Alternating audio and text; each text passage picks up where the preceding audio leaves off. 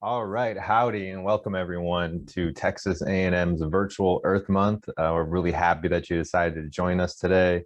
Have a really interesting program here for you in a little bit. Before I get to that, I just want to go over just a few things that you can expect today. So first, these are just a few tips to maximize the presentation to have the best viewing experience possible. The first thing that I would suggest is that you go into your view options on the toolbar and change it to side-by-side mode. You can choose presenter or gallery. That way you're able to see the entire PowerPoint and the video screen of the presenter.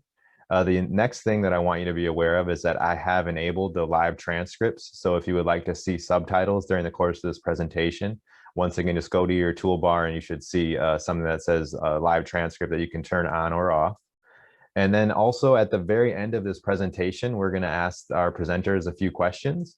And, I have some questions that I can ask, but this will definitely be a more engaging and fun time. If y'all come up with some questions, our audience members, you can write them in the chat at any time during the course of the presentation and I can ask those. Or at the very end, you can turn your camera on or you can just unmute yourself and you can ask the questions yourself. But we'd love to have a bit of a discussion at the conclusion of today's events. And while this is a really interesting topic that I'm really excited about, we're going to be learning a little bit more about environmental justice today.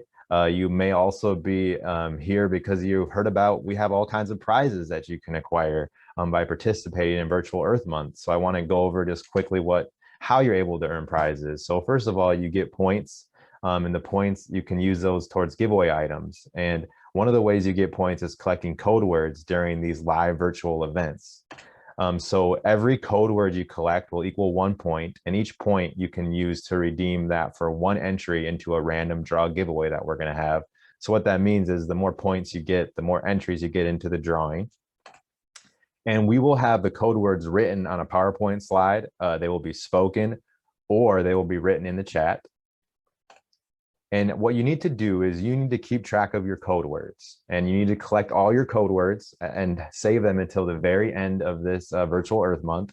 The last event is April 23rd. When you've collected all of your code words, we want you to put those in one email and send that to sustainability@tamu.edu.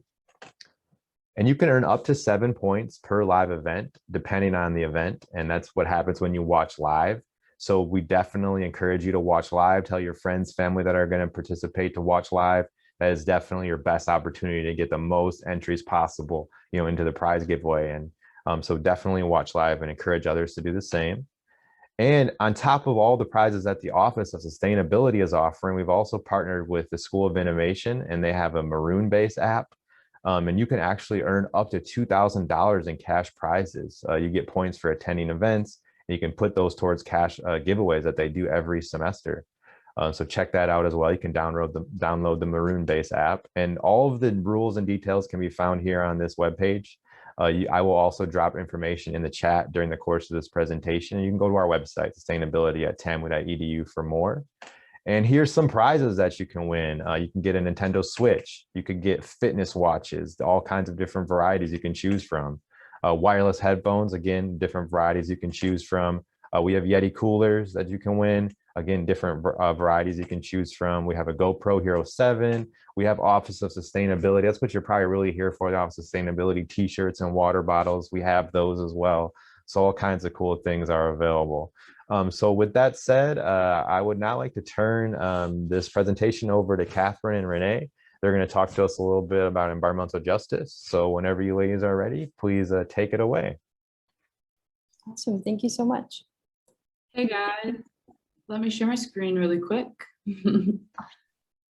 Hi, my name is Renee Oswalt, and this is my partner. Hi, I'm Catherine Rosas, and we're excited to present to you about the cost and burden of environmental justice. And we'll specifically be talking about the health impact and the impact of compounded poverty related to environmental justice. So before we get started, I want to give a very, very brief description of what environmental justice is, as well as a personal story of mine with my experience with environmental justice issues. So environmental justice identifies and recognizes that marginalized communities, including impoverished people, people of color, and women, are disproportionately affected by the conditions of their environment.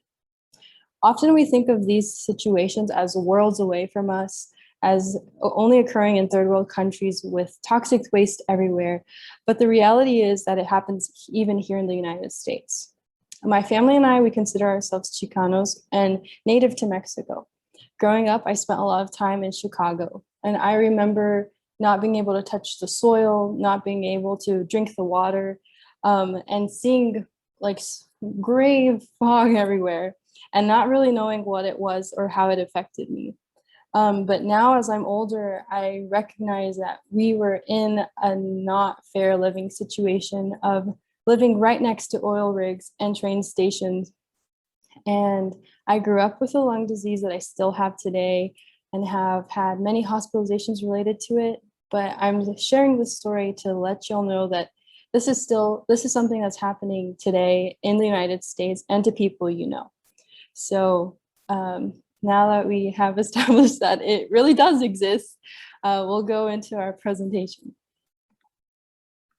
Thank you, Catherine. It's always really impactful to hear from her. I was worlds away from it growing up, and having a friend and a peer that's that close to the actual effects of this is really impactful for me. So first, we want to just give you guys the scope of this. This isn't just two random students at A&M focusing on this. Here's how it relates to the UN Sustainability Goals. So the first one it relates to is good health and well-being. That's pretty obvious. Having a clean and safe environment to live in benefits your health. Gender equality is something we'll dive into a little bit later, but ultimately, different genders are affected very differently by environmental injustice, and that's a really important takeaway from this presentation. Next, to fix all of these climate problems and environmental issues, we're going to need a lot of engineers and architects and thinkers to improve the places that we live in and the technologies that we live around. And so that relates to the industry, innovation, and infrastructure sustainability development goal. And finally, this is pretty self-explanatory, but clean water and sanitation are very embedded in this presentation. So some examples of environmental justice issues that you may have known about include food deserts, inadequate access to transportation, air and water pollution, unsafe housing, and exposure to toxins. We'll be talking about these last three examples more in depth later.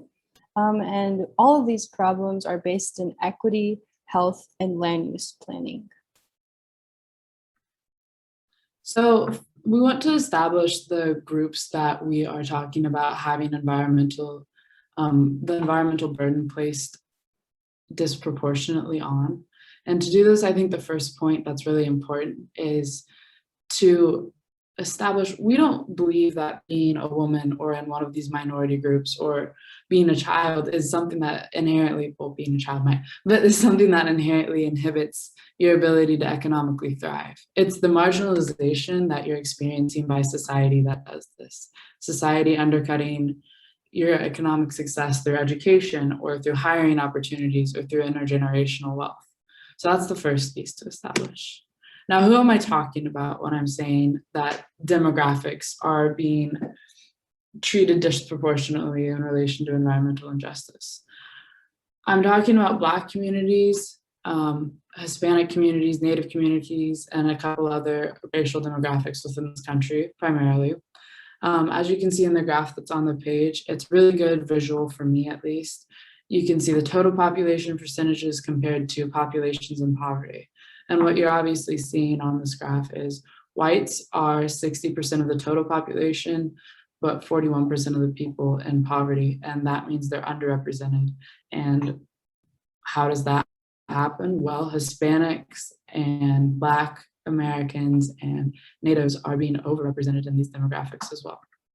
Who else? Chances are you probably knew that minorities in this country are overrepresented as portions of the people in poverty. I did, but here's something I didn't know. Women are also represented. They're 50% of the population, and they make up 56% of the people in poverty. Very related to that statistic is children being 24% of the population and 31% of the people in poverty. I don't know if anyone cares to venture a guess about the relationship in between these two statistics, or women being in poverty more than men, but the general findings around this subject are, oh my, sorry, your friend called me. Women are usually the primary caretakers for children, and when a child is born, they're very expensive. If a child has health complications, they're very expensive. Children in general are very expensive, and women disproportionately will become single parents of those children. And so this is just connecting back to the UN Sustainability Development Goals. This is an example of gender inequality. Finally, the LGBTQ is also disproportionately represented in populations that are in poverty. Exact percentages are really hard to establish here because a lot of people are not out yet to their families or their communities or even themselves. Similar to women and children, you can venture pretty good guesses about why these people are disproportionately represented in there. The LGBTQ community can frequently face being kicked out of their homes at a young age, being discriminated against in the workforce. And I think the most impactful piece of this that I've heard from close friends and have seen personally is lots of LGBTQ people have been raised in Christian environments and have experienced their own version of internalized homophobia, where they don't even feel comfortable with themselves. And that's a really hard thing to go around day to day with. I know I've experienced it a lot. Yeah, those statistics are really important to recognize to what extent these demographic groups are being disproportionately impacted. So speaking about the disproportionate exposure, let's give a stronger definition to what environmental justice is. So environmental justice helps recognize that members of the lower class and minorities are subjected to adverse effects of pollution and natural hazards to their surroundings or living conditions more than affluent white communities. Environmental justice is the convergence of civil rights and environmental movements. And this is composed of economic, moral, political, and science issues. On a positive note, this is where the solution for environmental justice lies within these four spheres, but also this is where the problem of environmental justice is, where there are disproportionately systems, economic systems that disproportionately affect minorities and the demographic groups of interest, and you can apply that same sentence to all the spheres that we've talked about here. So a specific word that we can use for environmental justice is zoning, or a specific issue related to that. So this is where areas of high environmental burdens and noxious lands are allowed at very close proximity to poor and minority neighborhoods. So typically these hazardous areas are cheaper and the only option for impoverished people. And a very strong example that was the catalyst for environmental justice movement was the 1982 PVC landfill in Warren County, North Carolina. This county was predominantly Black, and this was a landfill allowed really close to neighborhoods, leading to pregnancy issues, cancer, lung degradation, and in general just brought to light to what extent it is socially unjust and to what extent it's a human rights issue. Another example of disproportionate exposure, this one was something I stumbled across in one of my other student organizations. There was research being done in Houston on how floodplains were going to change in the next 100 years. The image on the screen represents it really well. Essentially what you're seeing is, let's say the ocean rises 8-ish feet over the next 100 years. That's horrible for all of the people that are seafront, on the beaches, the shops next to them, horrible. But the huge impact on everyone in general is that floodplains are going to rise. So currently 15% of the land within this area was designated as a floodplain and needed to be able to take in a lot of water if floods were happening. And 100 years from now, 52% of that land will have to do the same thing. For affluent communities, this is going to be an easier adjustment to make. They're going to have the money and the resources in the city planning to do that, and they're going to have a population that they can tax at a higher rate to create that change. For poorer communities, obviously it's a more difficult challenge, right? You're going to have populations that won't have the resources to adjust to this as well. Yeah, so related to what Renee was talking about, the floodplains and what I said about the PVC landfill, there are disproportionate effects of disproportionate exposure, sorry. So these include increased risk of natural hazards, lung disease and asthma, cancer, and fertility and pregnancy issues. So we will be focusing on 3 of these, which is the exposure to hazards, lung disease, and pregnancy issues. And we'll take a look at how the demographic areas of interest we talked about earlier, namely women, children, and the LGBTQ community, are disproportionately impacted by these exposures.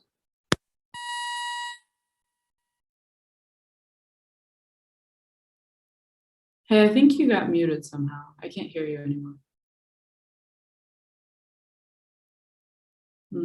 I can't. Is anyone else having this issue? You can drop it in the chat. Yeah, I'm not hearing or seeing Catherine right now. Ooh, okay, well, maybe try it without headphones, Catherine, if you could.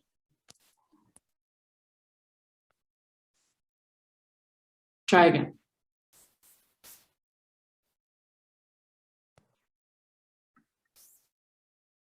Okay, well, I can take over while she's trying to figure it out. I won't do as good of a job. This is all her research, but I will try my best. So one of the big health impacts from this disproportionate exposure is asthma. Asthma is a chronic disease affecting quality of life, productivity, and can cause death. Again, this relates back to the unequal gender equality UN Sustainability Development Goal, and what I was talking about earlier. As primary caretakers, if a child becomes sick with asthma and a woman who is more likely to be a single parent has to take on the cost of that, it disproportionately affects women in general. Can you hear me now? She's back, yay. Okay, yeah, I tried to connect. I was trying to connect on my phone as well. Okay, I'm sorry about that. Okay, so now we can talk. Thank you so much, Renee.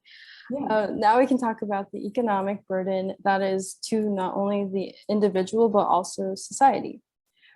So asthma costs over $3,000 for the individual, and this includes medication, doctor visits, and hospitalizations. And over a lifetime, this can be over $250,000. And this is really essential to take into consideration. Is this an equity issue? How does this disproportionately impact someone who's earning minimum wage or in poverty at earning $12,000 a year? You can see that this is not equal. If you're earning $12,000 a year and spending $3,000 on asthma, you're easily spending 12% of your earnings just to stay alive, basically, which is not fair and definitely an equity issue. So when it comes to the economic burden on society, asthma is related to $3 billion in loss only due to missed work and missed school days. Similarly, asthma relates to $50.3 billion in medical costs in general. So another area we can focus on are pregnancy issues. So exposure to certain chemicals can cause reproductive health problems such as infertility and reproductive cancers. There are many disparities in pregnancy outcomes among people of color, and this includes birth defects, low birth weight, stillbirth, miscarriage, and developmental delays. What is the cost of these pregnancy issues? And to be honest, the cost is really difficult to quantify, but we can start off by saying the cost of pregnancy is at the very minimum $13,000. And when it comes to pregnancy issues or developmental issues, the price goes up from there. And this isn't even taking into consideration the mental and emotional impact of a mother either losing their child or having to deal with issues related to their child's development. Really quick, I would just like to throw in that the pregnancy issues, the cost of pregnancy is very high, but $13,000 is just related to the cost of delivery. A healthy prenatal care is going to cost you up to $30,000, and that's just another piece of the compounded poverty. Because if you don't have healthy prenatal care, your child's less likely to be healthy. It's just a really important thing to keep in your mind about this. So we would also like to talk about housing. As I said earlier, that housing and hazards are a really important exposure. So we have to take into consideration how healthy and how safe are your living conditions. We've talked about zoning and we've talked about exposure to toxins. So with zoning, you have an increased risk of natural hazards. With exposure to toxins, you have an increased risk for issues such as asthma. But let's talk about general housing issues. What happens if you don't have a home at all? So who is affected by housing issues or homelessness the most? This includes people of color, LGBTQ plus, and women. So women are or when it comes to percentage of population experiencing homelessness or housing issues, we see that women have a slightly higher percentage compared to men, although being half the population. We also see Native Americans, Black and Hispanic people having a higher percentage compared to white males. Similarly, we see that LGBTQ plus has a way higher percentage than I had even understood before, at 120% more likely to experience homelessness compared to a white male. So what is the cost of homelessness? I'm sure that many of you, like me, I basically thought that the cost of homelessness was near zero because of not needing to pay rent. But I was very wrong in assuming that. The cost of homelessness is at a governmental level, 520 million for the city. But for an individual, it is 44,000 to 83,000 annually. And we might think, why or how is this if there are so little costs that you assume? But it is important to take into consideration that a homeless person on average has 5 emergency room visits annually. And this is due to the lack of preventative health care. So when you take this into consideration with the US 2021 Annual Earnings Poverty Guideline, we can see that the cost of homelessness is 4 to 6 times more than what poverty is, or what the very bare minimum is. If you earn $1 over $12,880, then you're not considered impoverished. So even a homeless person who's attempting to escape the system of homelessness, there is compounded poverty in the attempt to aim out of poverty, which is a really difficult thing to try to wrap your head around, of like, even though you're trying to get out of being homeless or getting out of being in poverty, you already have the average cost of $44,000 to $83,000.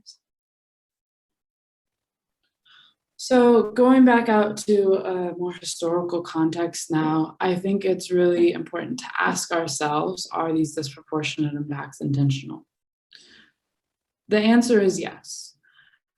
Racism and sexism and homophobia and everything that marginalizes people in society, for the most part, has been integrated in one fashion or another into the United States. The easiest examples for me to point out and guide you guys through are redlining and segregation. These were primarily impacting Black communities and minorities in general. So after Black people were freed from slavery in the late 1800s, around the early 1900s, a lot of the young Black populations were trying to leave the South and trying to find better homes for their future families economically and with less racism. Sadly, what they found in the North was the population was just as racist. They just didn't want slavery. what happened was in white areas, banks would only give loans to white people to live in those areas, predominantly previously white areas.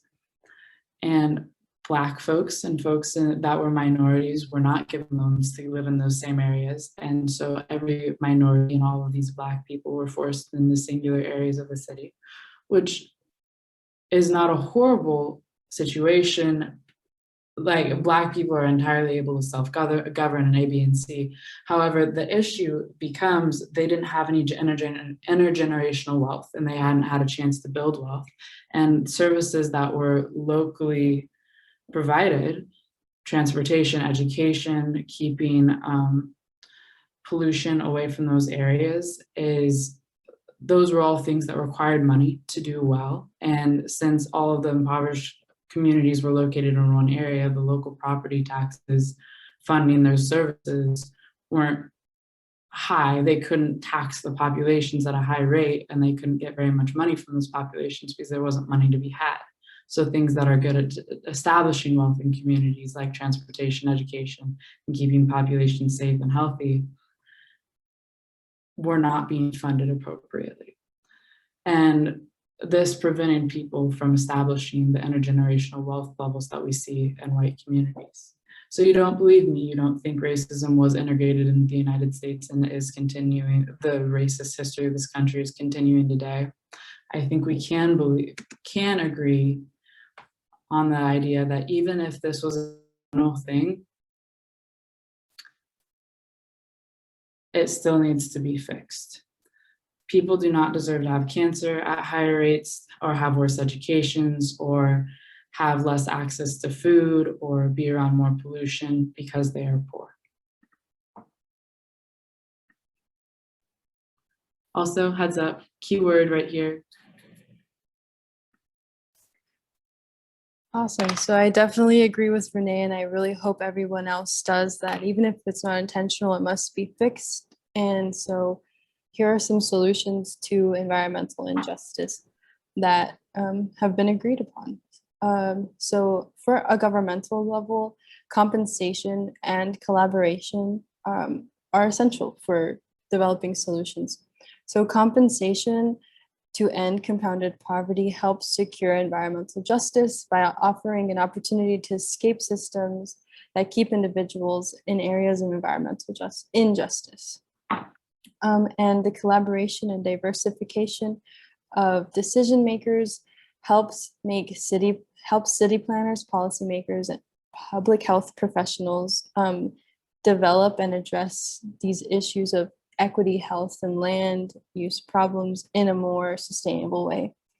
Historically, the decision makers were white, not taking into consideration the needs of the different demographic areas and the needs of the people that we've been talking about before throughout this presentation.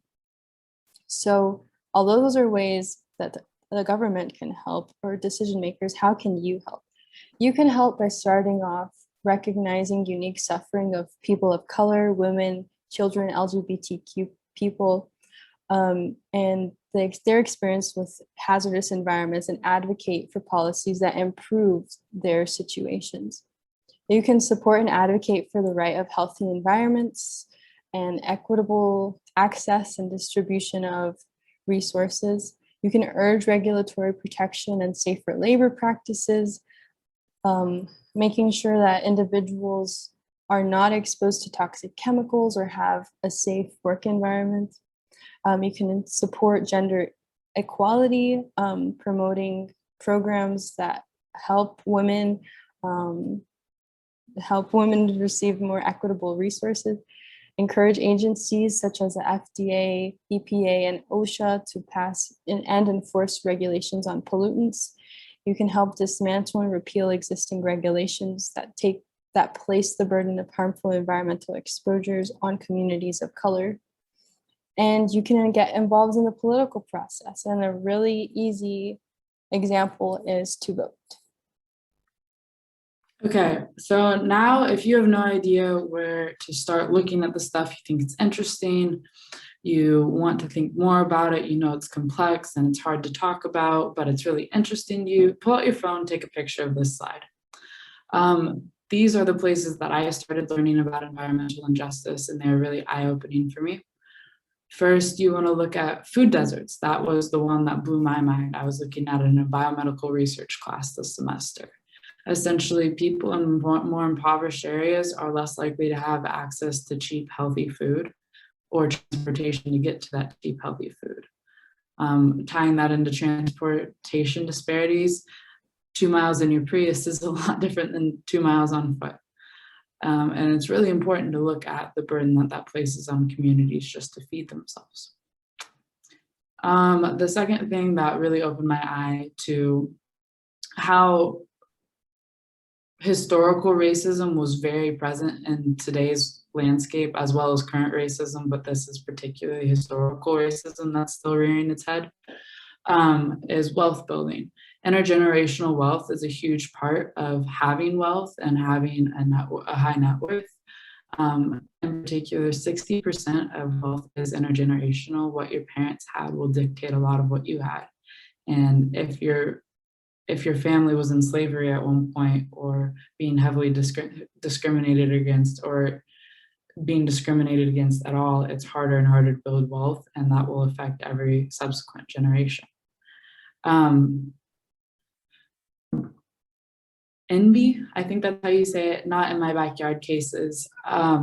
These are really eye-opening for me as well. It's essentially saying, hey, I have money, I'm in an affluent part of this city or the suburb. I'm going to fundraise for this politician and do A, B, and C and lobby to make sure that this pollutant doesn't get put by my house, not in my backyard, but it will end up somewhere else. So it's more likely to end up next to a community that doesn't have resources to do that. We talked a little bit about redlining and systemic racism, but those are definitely related concepts and really tricky things to get your head around and talk about, but really, really important to look at how racism is perpetuated in our lives today and still very, very present. For me, my favorite thing to listen to is Freakonomics, and it's a podcast, and the guy interviews the industry experts and people that know what they're talking about and people that don't know what they're talking about.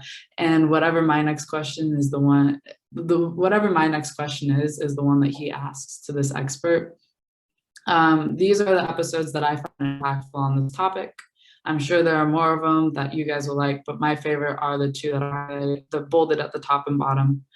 It's not a one-stop answer for your solutions to all of it. It's just having a discussion with intelligent people. And I think it's a really cool podcast. If you'd like to start there. Next, I'm going to drop a link in the chat, if I can stay on the correct slide.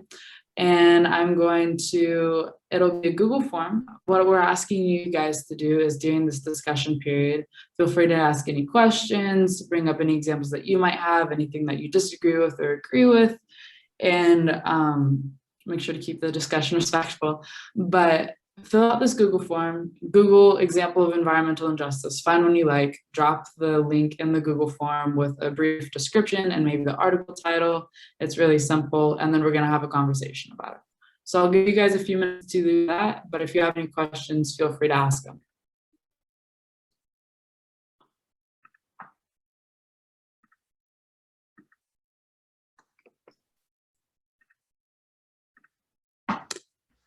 All right, great. Thank you so much, Catherine and Renee. That was definitely really interesting. Learned a lot about environmental justice and kind of just really the history of it. So you see that Renee just dropped a Google form here in the chat. I realized that this talk is scheduled till 3:30, so we're a little over time right now. So what I would love to do is see if anyone has any questions for Catherine and Renee outside of the Google form. You can continue working on that Google form as we're having our little discussion here. Understand if you need to jump off the call, that's fine. We're gonna stick around and have a little bit of a conversation. You notice I put all the code words in the chat for today's event. But yeah, I have some questions I can ask, but if anyone else would like to ask anything, now would be a great opportunity. Dr. Venegas, looks like you wanna ask something. Actually, it's more like a comment. Congratulations for dealing with very, very difficult topic. Our college has been always very concerned about environmental justice. I have been personally very concerned. I'm glad that, I apologize, I'm recuperating from a cough. I was glad that you mentioned the Sustainable Development Goals. One thing that the campus will see in the near future is that I was named the director of the Institute for Sustainable Communities. And everything you talked about is an integral part of what we're going to be doing. So the question is that you frame, and I could add statistics like you would not believe. There's research that says, tell me your zip code and I'll tell you how much you have to live, because there are zip codes that are deadly. Right. We work with communities in Houston. We work through our Center for Hazard Reduction and Recovery. We work with the Texas target community. So what you're talking about is extremely real for many, many people. And I really commend you for having this type of presentation and dialogue. And I just wanted to then just make myself available as a resource for anybody that wants to know more or do something. When you are a dean, you get access to interesting types of resources, but I'm a total supporter of this cause, so thank you. And our Department of Landscape Architecture and Urban Planning actually has courses on environmental justice, on the scourge of redlining, of everything that has been going wrong with the world. And I am an optimist in the sense that A&M has everything that you need to start changing the narrative into a complete different direction. So I see Kelly Wellman there. I'm a fan of hers from the moment she started in that office. So I just wanted to make a comment that is more congratulations, kudos, and I'm a resource. Kelly knows that. And I wish you all very, very good luck. Thank you so much. Yeah, thanks a lot, Dr. Venegas. And I would like to point out that Catherine and Renee, this was their original research topic, that they chose this topic, and this was something that they were both passionate about. They put all of this together. So thank you. Definitely appreciate those words. You say that they are interns, undergraduate? Yeah, they're undergraduate interns. So where are you going to go for grad school? And when are you going to get your PhDs? Hey, I never miss a chance of recruiting bright minds that have their heart where it needs to be. Okay, so I think he's got some good really advice there. thinking about grad school. It doesn't matter which career you choose. You need to go up. Right. If you need advice, come and talk to me. Thanks for joining. Thanks for joining, Dr. Venegas. Yeah, thanks for joining. Right. I need to get on to another one. So sounds have a good. good one. You too. Bye. All right. So I just want to ask a couple questions. First, is there just like anything like from your research that you maybe didn't get to talk about much that you wanted to expand on a little bit more? Yeah. Let me take a look. I'm sure there's very specific. I wish that we had more time to take a look at specifically how the LGBTQ plus community is affected by environmental justice issues. I know we talked about when it comes to housing, but I think they've been a demographic that has been overlooked even more so than I think maybe even in general compared to all the demographic areas we took a look at. It was really difficult to find specific information and statistics. And I think that's where I would really want to dive in deep a little bit more, because I know I personally had understanding with friends or with peers of when it comes to housing, that's a serious issue, but I would like to learn more about what other issues are related to environmental justice.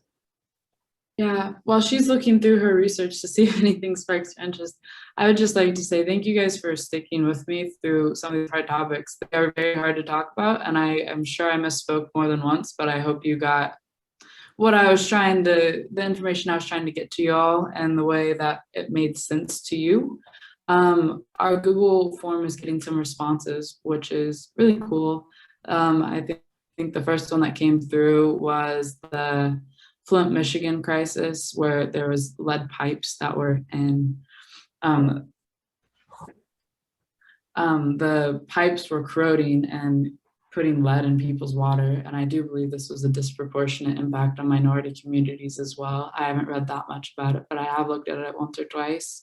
If anyone, whoever dropped that in, feel free to talk about it. It's really cool. And then the rising sea levels came up again. So I'm glad someone latched onto that too.